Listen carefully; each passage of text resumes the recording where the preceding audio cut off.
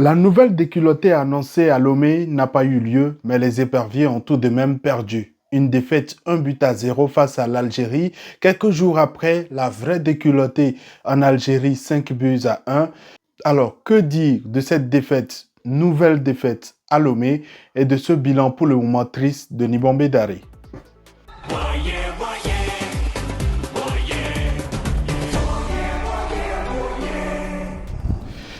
Salut à toi, bienvenue sur ma chaîne. Moi c'est Jacques, ici j'analyse l'actualité sportive africaine. Si tu ne l'as pas encore fait, abonne-toi à ma chaîne, active la cloche de notification pour qu'on puisse continuer par être nombreux par ici.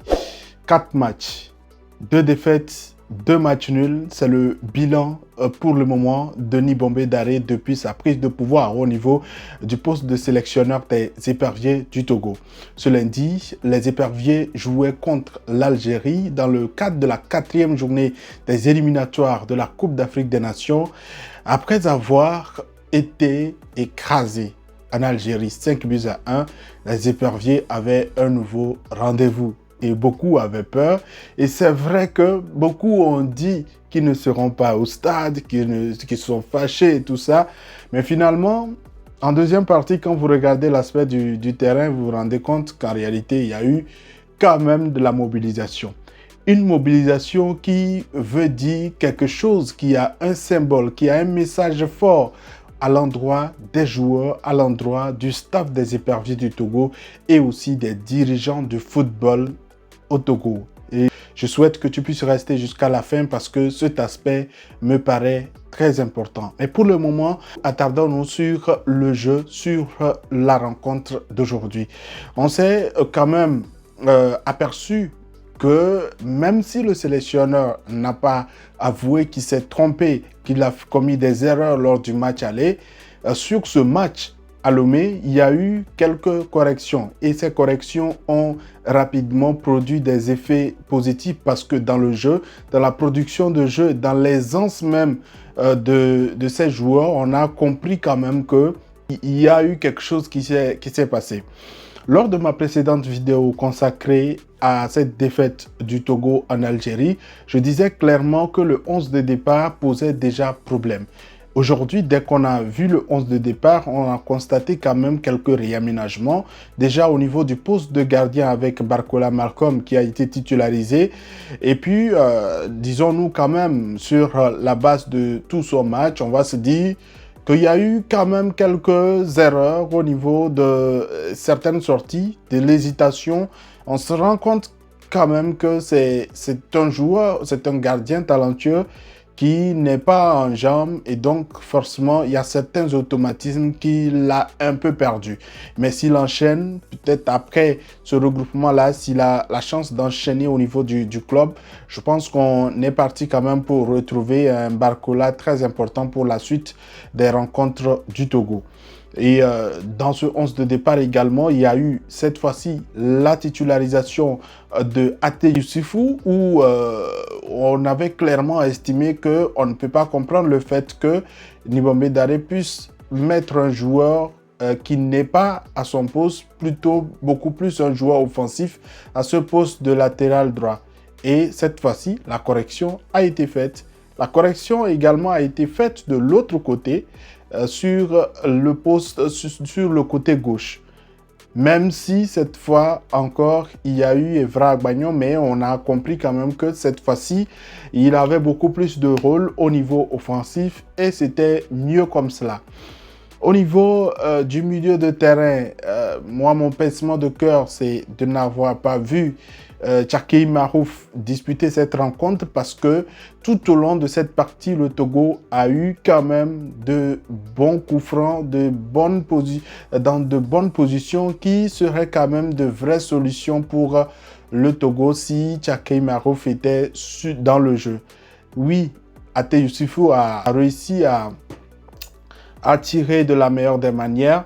Sauf que quand on dit qui est le spécialiste numéro 1 des coups francs dans la sélection, je pense qu'on doit mettre en priorité Tchakei Marouf. Ça ne réduit pas la qualité d'Ate Youssouf, que je trouve très intéressant d'ailleurs au cours de cette rencontre. Il justifie clairement le fait qu'on puisse réclamer qu'il n'ait pas été utilisé de la meilleure des manières en Algérie parce que c'est un joueur qui a apporté de la solidité et de l'audace également au niveau offensif. On a senti que c'est un joueur qui est en compétition au niveau de la SEC, c'est un titulaire indiscutable et qui a apporté beaucoup de choses.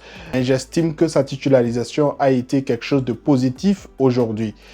Au niveau offensif, ça a été intéressant de voir que Thibaut Clydier a encore la confiance du sélectionneur et sur certaines actions, on l'a vu également oser et entreprendre. Et d'ailleurs, le public n'a pas compris pourquoi il a été sorti parce que c'était l'un des joueurs les plus dangereux au niveau offensif. Mais en conférence de presse, le sélectionneur a dit clairement que son plan, ce n'était pas de pouvoir le changer, mais son plan, c'était de le garder jusqu'à la fin du match. Sauf que le joueur a senti donc une gêne et a rapidement signalé. Et donc, il va falloir préserver le joueur pour la suite déjà de la saison, de sa saison en club. Et puis, il y a les rencontres des éliminatoires qui arrive très rapidement et donc il ne faudrait pas griller ce joueur qui est quand même l'une des satisfactions de ce début de saison au niveau des clubs, des joueurs togolais et également au niveau de la sélection puisqu'il a marqué en Algérie. Alors, il y a beaucoup de choses à redire dans ce match, même si beaucoup estiment que oui, c'était mieux par rapport au match d'Algérie. Mais ne nous l'airons pas. L'Algérie est venue, c'est vrai, avec des certitudes, mais ils n'avaient pas de menaces. Ils avaient décidé de faire de légers changements au niveau du 11 de départ. Et ces changements-là, on a compris clairement que oui, ils veulent gagner, mais pas trop sans se forcer, clairement. Ils veulent gagner avec de l'expérience, on a vu clairement, et il faudrait saluer le bon match, l'excellent match du portier algérien parce que Kevin Denke a eu plusieurs situations sur lesquelles le portier algérien est rapidement intervenu. Ces belles détentes ont sauvé l'Algérie dans plusieurs situations et on peut se dire que oui, dans la production de jeu, il y a eu du positif, mais face à quelle Algérie? Je suis sûr que l'Algérie, un peu plus dos au mur, ne prendra pas, ne jouera pas comme cela. Mais quand même, il faut être honnête pour se dire que dans le jeu, il y a eu beaucoup plus de solidité parce que le sélectionneur a compris qu'il s'est loupé sur certains choix en Algérie. Maintenant, ce n'est pas terminé. On se rend compte qu'en réalité, au niveau des matchs du Togo, ce n'est pas là-bas seulement qui rate les buts. Et donc, tous les joueurs offensifs aujourd'hui ont prouvé à suffisance qu'ils ne sont pas en réussite. Il y a eu plusieurs situations sur lesquelles le Togo pouvait égaliser, il pouvait prendre de l'avance. Mais clairement, le manque de précision a toujours été cela, aujourd'hui a été présent. Et c'est bien dommage. C'est un chantier sur lequel on attendait clairement Nibombe Daré, puisque quand il est arrivé, moi je le répète, il a hérité d'un groupe qui déjà produisait du jeu.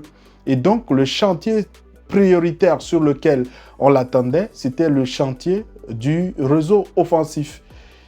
Carrément, il est venu parce qu'il veut mettre sa patte, il a tout chamboulé et finalement sur les 3 premières rencontres, on s'est rendu compte que c'est du vrai gâchis, beaucoup de regrets parce que si effectivement il avait mis beaucoup plus de rigueur ou suivi tout le schéma qui était en place, je suis sûr qu'on aurait beaucoup plus que 2 points aujourd'hui.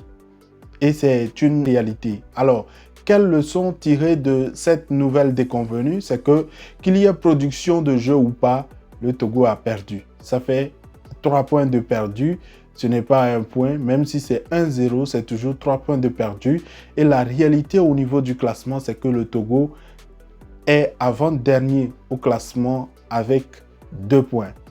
Alors, on va nous dire qu'on doit sortir les calculettes puisque le Togo n'est pas encore éliminé de cette course pour la Coupe d'Afrique des Nations. L'Algérie étant déjà qualifiée, il va falloir donc dérouler au niveau des 2 prochaines rencontres. D'abord, assurer le déplacement au Libéria Et puis après, la Guinée équatoriale qui nous attend et qu'on devra bien recevoir ici à Lomé. Parce que quoi qu'il en soit, la Guinée équatoriale a beaucoup plus d'avantages par rapport au Togo dans cette course pour la deuxième place dans ce groupe, parce que la Guinée équatoriale a battu le Libéria et donc est en meilleure posture dans cette poule-là. Alors, pourquoi est-ce que je dis que la mobilisation du public est un réel message? Il y a eu de la frustration, il y a eu beaucoup de choses, mais le public aujourd'hui a continué par répondre à l'appel des éperviers, à l'appel de la nation, parce que le public veut vraiment accrocher une victoire, veut voir cette équipe réussir, et il va falloir à un certain moment que nos autorités, que nos dirigeants puissent prendre la mesure des choses pour pouvoir garantir à ce public des résultats dans les années à venir. Et tout passe réellement, il n'y a pas de miracle en réalité, il n'y a pas de formule magique. Il va falloir mieux planifier la formation de joueurs parce que en réalité, le Togo n'a que pour le moment ce qu'il y a. Clairement, il va falloir réussir à faire monter une jeune génération qui est plus qualitative et qui se connaît pour pouvoir réellement essayer d'aller titiller le très haut niveau. Quand je dis ça, je parle de formation des formateurs, je parle d'une meilleure gestion des académies de football, je parle de meilleure détection d'opportunités de formation à l'étranger pour les entraîneurs togolais. Je parle également d'une meilleure gestion des différents championnats et tout cela permettra d'avoir de vraies ouvertures pour nos joueurs, pour leur permettre de bien s'incruster dans de meilleurs clubs à l'étranger et donc être en rythme, en forme pour pouvoir servir la nation. Sans cela, toutes les formules magiques, tous les contournements pas possibles, toutes les superstitions, et je pense que oui, beaucoup font ces discours, mais il va falloir clairement qu'on puisse écouter clairement le plan que les autorités sportives du Togo ont pour le football dans la projection des 10, 15, 20 prochaines années.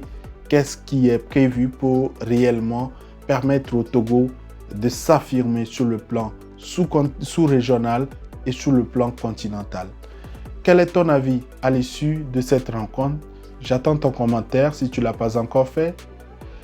Abonne-toi à ma chaîne, active la cloche de notification pour qu'on puisse continuer par être nombreux par ici. À la prochaine.